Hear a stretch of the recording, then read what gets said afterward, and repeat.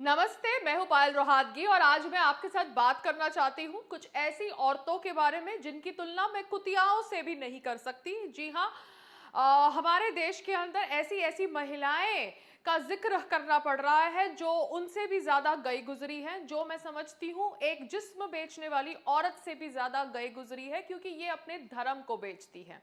मैं बात करने वाली हूँ about the so called stand up comedian Surleen Kaur. इसको ऑब्वियसली ये कंट्रोवर्सी के पहले मैं जानती नहीं थी, मगर अब जानने लगी हूँ, क्योंकि इसने अपनी स्टैंड अप कॉमेडियन में डायरेक्ट अटैक सनातन धर्म को किया है, इस्कॉन फॉलोअर्स को किया है और इस्कॉन फॉलोअर्स को पॉर्न लवर्स कहकर पुकारा है 2 मिनट के फेम और नेम के लिए। तो ये सुरलीन कौर के खिलाफ अब एफआईआर दर्ज करी गई है एंड लीगल एक्शंस लेने वाले हैं इस्कॉन टेम्पल के फॉलोअर्स एंड लीगल हेड्स।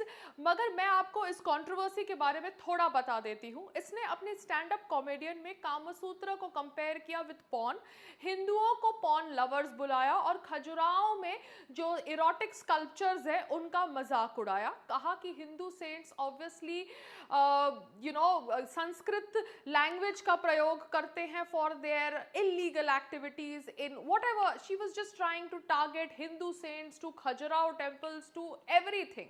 तो मैं इस बेवकूफ औरत को सिर्फ इतना ही कहना चाहती हूँ, बेवकूफ बोलूँ, जाहिल बोलूँ, गवार बोलूँ, घटिया बोलूँ, मुझे नहीं पता, मगर ये सुरलीन कौर को मैं सिर्फ इतना ही बताना चाहती हूँ कि जो लोग कॉन्वेंट स्कूल से पढ़ के बड़े होते हैं उनको वेदास पुराणास के बारे में तो इन्फॉर्मेशन होती नहीं है, क्योंकि उनको बचपन से ही सिर्फ सेक्युलर होना सिखाया जाता है और सेक्युलर होने का मतलब है सनातन धर्म की बुराई करना। तो मैं उसको इतना कहती हूँ कि महाभारत का जब युद्ध हुआ था तब वो युद्ध इतना भयानक था, इतना बड़ा था कि पृथ्वी पर से पुरुष प्रजाति मोस्टली एक्सटिंक्ट हो चुकी थी एंड सिर्फ लंगड़े लूले और बच्चे बचे थे और महिलाओं को इनके साथ ऑब्वियसली शादी करनी पड़ी to regenerate mankind, to produce children. And इन लोगों के अंदर काम वासना जनरेट करने के लिए मंदिर बनाए गए विद इरोटिक स्कल्पचर्स, क्योंकि उस समय sex education was a taboo. तो आप समझ सकते हैं कि वो जमाने में जब sex education was a taboo, उसके बावजूद मंदिरों पर ऐसी इरोटिक स्कल्पचर्स बनाकर लोगों के अंदर काम वासना जनरेट करी गई to increase and regenerate mankind again on this earth, जो ऑब्वियसली खत्म हो चुकी थी because of the war of Mahabharata. मगर महाभारत के बारे में आपको पता नहीं, रामायण के बारे में आपको पता नहीं। आप तो वो हिंदू है, वो सिख है जो एक हिंदू या सिख नाम रखकर सिर्फ वो अपने धर्म की बुराई कर कर इस्लामोफोबिक टेलीविजन और बॉलीवुड इंडस्ट्री में काम करके अपनी दो रोजी रोटी कमाना चाहती है। So now you have to face the brunt of your actions. आपके खिलाफ लीगल एक्शंस ली जाएगी, शिमारू के खिलाफ ली जाएगी by ISKCON followers and reputed lawyers, and I'm very happy to see that Hindus are raising their voice and taking a stand against these anti-Hindu forces। क्योंकि एक तरफ आप देखते हैं सुरलीन कौर जैसी भारतीय हिंदू या भारतीय सिख, और दूसरी ओर आप देखते हैं जायरा वसीम जैसी भारतीय मुसलमान, जो ऑब्वियसली कुरान के वर्सेस ट्वीट कर करके लोगों को लोकस्ट अटैक्स का मतलब समझा रही है। वो जायरा वसीम जो अपना एक्टिंग करियर छोड़ देती है because that is against her religion, वो जायरा वसीम जो ऑब्वियसली अभी इंस्टाग्राम और ट्विटर भी छोड़ देती है क्योंकि शायद वो भी उसके धर्म में हराम है।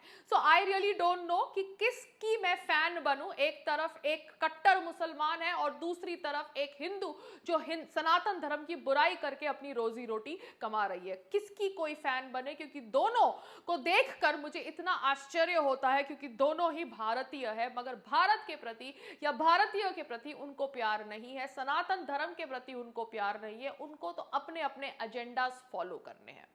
इन दोनों की बात हम छोड़ते हैं तो फिर हमको दिखती है अलका लांबा जैसी कांग्रेसी फेमिनिस्ट, जो ऑब्वियसली हमारे प्रधानमंत्री श्री नरेंद्र मोदी जी को नपुंसक कहती है, योगी आदित्यनाथ जी को नपुंसक कहती है। क्यों? क्योंकि that is her freedom of speech.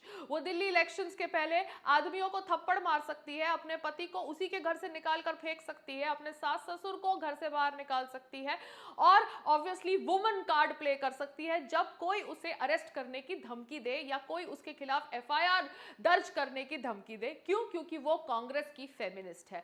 तो ये है कांग्रेस के फेमिनिस्ट जो ऑब्वियसली अपनी फ्रीडम ऑफ स्पीच के तहत प्रेजेंट प्राइम मिनिस्टर को नपुंसक बोलेंगे, मगर मोतीलाल नेहरू और उनकी बीवियों के ऊपर कोई वीडियो बनाए तो उनको जेल भेज देते हैं।